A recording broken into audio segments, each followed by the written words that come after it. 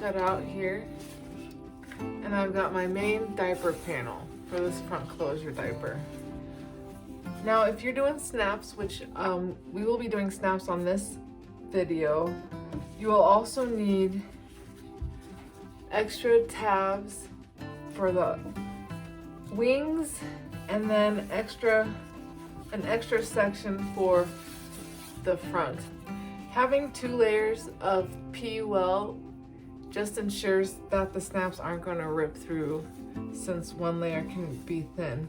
But there's 2 ways to do it. You can either have a whole chunk like this, or you can use little squares. First thing we're gonna do is just baste these extra bits of PUL onto the panel.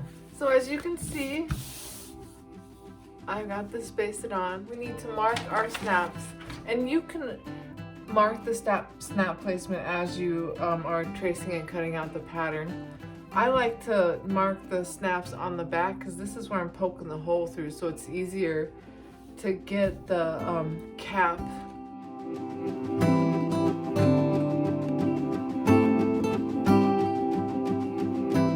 As you can see, I've got my snaps marked down, and so the next step is to take an awl, which is a sharp object like this, and poke the holes where my snaps are gonna go.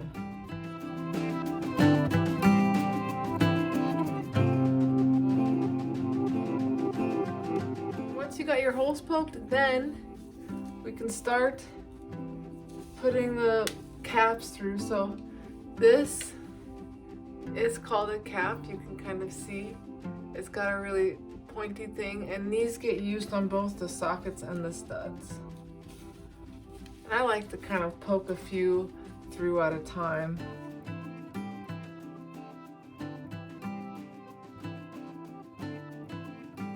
So now we've got all of our snaps done. We have our rise snaps here. So the rise snaps can adjust the rise or the height of the diaper. So now we get to move on to the gussets. So next we'll take our fold over elastic and we will pin it to the straight side of the gusset. So you can see the gusset, you've got a straight edge and you've got a rounded edge. So we're gonna put the fold over elastic on the straight edge. And then we will stitch it with a 3-step zigzag stitch. Okay, so now we have our gussets done. We are gonna pin them on to the diaper.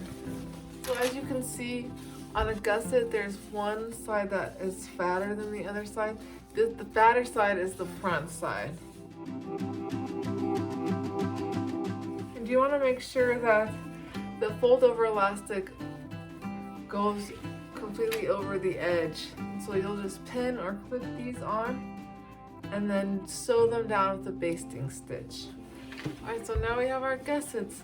And before we put the fold over elastic around the outside, we're just gonna trim off this little extra bit so it's even. When trimming a diaper and fold over elastic, the first thing you're gonna do is pick a spot to start.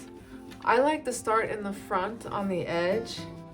You're gonna fold it, but you're gonna leave yourself a little tail here of about 2 inches for finishing. And you're gonna start, so you'll start your 3-step zigzag about 2 inches away from the end of this.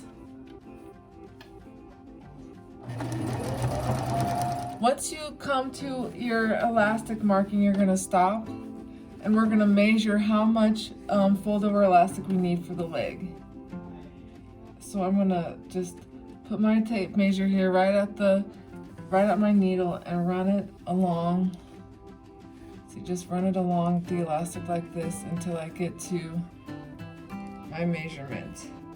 And then just kind of hold your spot, and then you're gonna take it until you find your other elastic marking up on the wing. So there's mine right there. Then you're gonna pin the fold over elastic to that marking, just like that.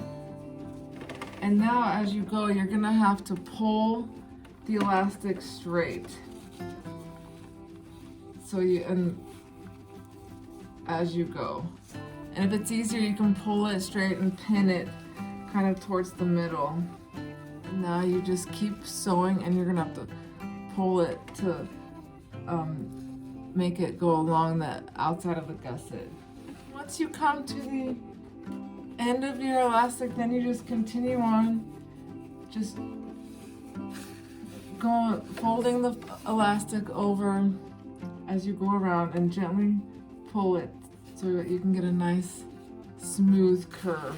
And you'll stop at the back waist elastic marking, and you'll repeat what you did for the legs. So measure out how much fold over elastic you need, mark it, and then line your mark up with the other side with the other back waist elastic marking. You'll pull it tight and stitch it. And then you just continue on and do the last leg. So as you can see, we've made it back down almost to the beginning. We have our loose end, and then we have our long edge here. You're gonna overlap them about 1/4 of an inch, and you're gonna clip this. I've got this and it overlaps just a little bit. So we're gonna turn these around and pin these right sides together, just like this. And now we're going to stitch across the end here. When you turn this around, we'll open this, and then you will finish sewing across here. And you want the fold over elastic to end up being just a little bit tighter than the distance here, so you don't end up with a bunch at the end. And so now we'll start where we left off and 3-step zigzag this, and that gives you a nice clean finish on your fold over elastic. Look at that, we've got a nice cover. All that's left is to add the snaps to the wings.